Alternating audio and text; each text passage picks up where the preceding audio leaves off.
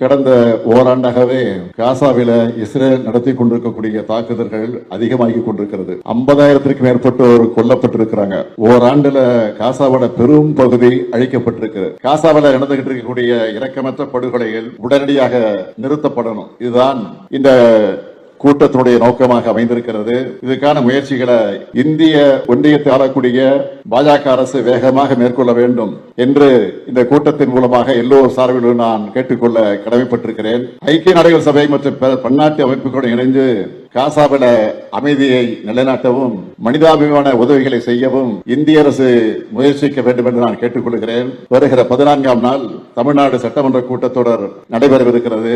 இந்த கூட்டத்தொடர்ல காசாவில இஸ்ரேல் நடத்தி கொண்டிருக்கக்கூடிய தாக்குதலை கண்டிச்சும் அங்க உடனடியாக போர் நிறுத்தம் தேவை என்பதை வலியுறுத்தியும் அதுக்கான முயற்சிகளை இந்திய அரசு எடுக்க வேண்டும் என்று கோரிக்கை வச்சும் சட்டமன்றத்தில் தீர்மானம் கொண்டு வரப்படும்.